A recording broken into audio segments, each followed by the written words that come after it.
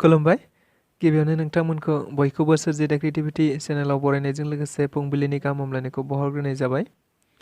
दिनैनि माखासे निउस आपडेटफोरखौ नोंथांमोननि सिगाङाव फोरमायथिना होनो आवगायनाय जालायबाय। नोंथांमोनहा भिडिअखौ नायनानै मोजां मोनोब्ला लाइक खालामगोन होनना आसा खालामबाय। लोगोसे इउटिउब चेनेलखौ दाबो साबस्क्राइब खालामाखैबा साबस्क्राइब खालामनानै लानो थाखाय गुरै खावलायनाय जाबाय।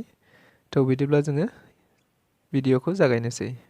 गिबियावनो दङ क'क्राझार जिल्ला बर' हारिमु आफादनि बानजायनायाव मोनसे हारिमुआरि मावबादा।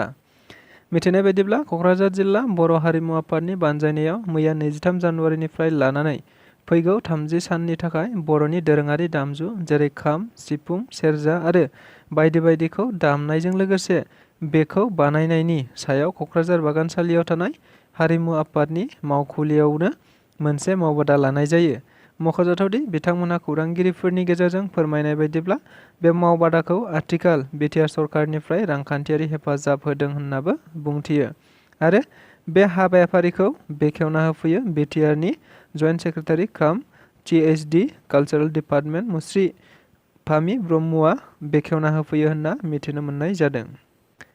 जों बयबो मिथिगौ आथिखालाव हिन्दी सावथुननि मुंदांखा फावखुंगुर शाहरुख खान फाव खालामनाय पाठान मुंनि सावथुना गासैबो भारतावनो बायदि बायदि सावरायजाफ्लेबाय थानाय बाथ्राखौ। थिग बेबायदिनो जोंनि आसामावबो बे सावथुना गोबां खौरां बिजोंफोराव बायदि बायदि मुं सुजादों। मिथिनाय बायदिब्ला दाखालि आसामनि गुवाहाटीआव बे पाठान सावथुनखौ लानानै दावराव जानायखौ मिथिनो मोननानै फावखुंगुर शाहरुख खान बिथाङा आसामनि गिबि मन्त्रि डक्टर हिमन्त बिश्व शर्मानो मैया हरनि 2 रिंगायाव फन हरदों। बे बाथ्राखौ लानानैनो आथिखालाव आसामनि खौरां बिजोंफोराव गोबां सावरायजाफ्लेबाय थादों। मैया खौरांगिरिफोरनि सिगाङाव मानगोनां गिबि मन्त्रि डक्टर हिमन्त बिश्व शर्माया फोरमायनाय बायदिब्ला फावखुंगुर शाहरुख खानआ गावनि सावथुनखौ लानानै दावराव जानायखौ मिथिनो मोननानै आंनिसिम सोंहरनाय जादों। मख'जाथावदि बे बाथ्राखौ लानानै एसेबां दावराव दावसि जाबाय थानो गोनां गैया। मानोना बेबायदि सावथुना बेसेबां फैखो बेसेबां थांखो आरो बेबायदिनो फैबाय थागोन आरो थांबायबो थागोन होनना बुंथियो। बेनिखायनो बेखौ लानानै जेबो दावराव जाबाय थानो गोनांथि गैया होननाबो फोरमायथिबावो। मोनसे गिख्रंथाव जाथाय मिथिनाय बायदिब्ला करिमगन्जनि फातारकान्दियाव मैया बेलासियाव बिजेपि मावथिखौ बुथारदों। बजरं दलनि मावथिखौ बुथारनायनि उनाव दिनै आरो बेयो मोनसे साननो गोनां जाथाय। जेराव बुथारजाग्रा रन सिंहआ मुंनि सासे सेंग्राखौ बुथारनानै मोनसे माहारियारि राजा लामायाव गारनानै दोनहैनायनि अजद। जेराव बे जाथायखौ लानानै ओनसोलाव जोबोद दुं-दुं हाव-हाव थासारि सोमजिदों होनना मिथिनो मोननाय जादों। चिराङाव मोनसे हानि जेंनाखौ लानानै दुंहाव थासारि। जाथाया जादों चिरां जिल्लानि काजलगावआव मैनागुरि आरो गेवलांगुरि मोननै गामिजों जयै मोनसे गोथै गारग्रा हाखौ माइनाव मुंनि सासे सुबुङा गावनि न'खरनि सोद्रोमाफोरनि मुङाव नामजारि खालामनो नागिरदों। रायजो राजाफोरा खौरांगिरिफोरनि सिगाङाव फोरमायनाय बायदिब्ला बिसोर गामि मोननैजों बे गोथै गारग्रा हाखौ रायजोनि मुङाव नामजारि खालामनो नागिरनाय समावनो बै सुबुङाबो बे एखे हाखौनो गावनि मुङाव नामजारि खालामनो नाजागासिनो दं। लोगोसे मण्डलफोराबो बै सुबुंखौसो बांसिन गोसो होदों होननानैबो बुंथिनाय जादों। फारसेथिं बे हाखौ रावबो सोरबा सासे सुबुंनि मुङाव खालामनाय जानाय नङा होननाबो रायजोआव बुंथिनाय दंखायो होननाबो बिथांमोनहा खौरांगिरिफोरनि गेजेरजों बुंथिना होदों। उन्दै बैसोआव हाबा जानायखौ नोजोर बोनानै दिनै आसामनि गिबि मन्त्रि डक्टर हिमन्त बिश्व शर्मा बिथाङा मोनसे गोनांथार बाथ्रा बुंथिदों आरो गोरा रावजों सांग्रांथि होनाय जादों। जों बयबो मिथिगौ आथिखालाव उन्दै बैसोआवनो हाबा जानाया जोंनि आसामाव बारा जाबाय थानायखौ।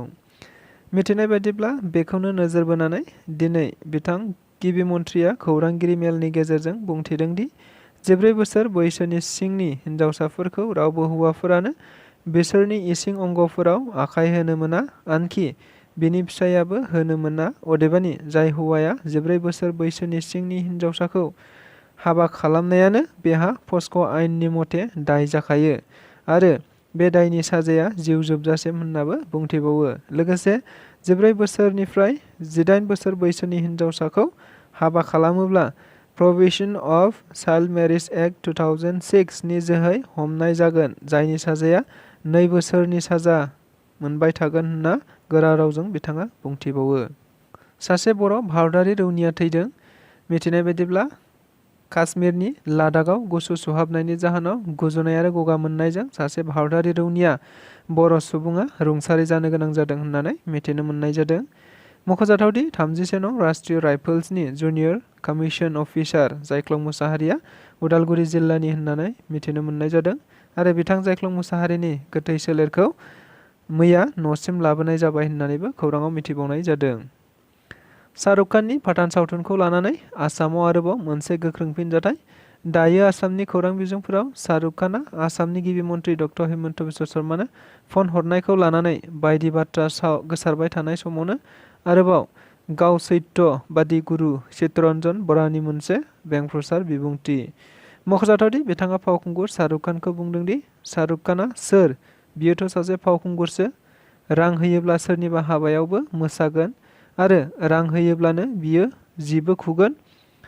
बिसोरथ' आखाइनि फुथुलासो होनना बायदि बायदि रावजों बिथाङा खौरांगिरिफोरनि गेजेराव बुंथिना होयो। बेनि अनगायैबो बिथां चित्तरन्जन बराया पाठान सावथुननि दिहुनगिरि आरो बिथोनगिरिजों लोगोसे बेसरम मेथाइनि सुजुगिरिखौबो एफआइआर होनाय जासिगोन होननाबो खौरांगिरिफोरनि गेजेरजों बुंथिना होबावो। बेजों लोगोसे दिनैनि रादाबा बेखिनियानो। गोजोन्थों।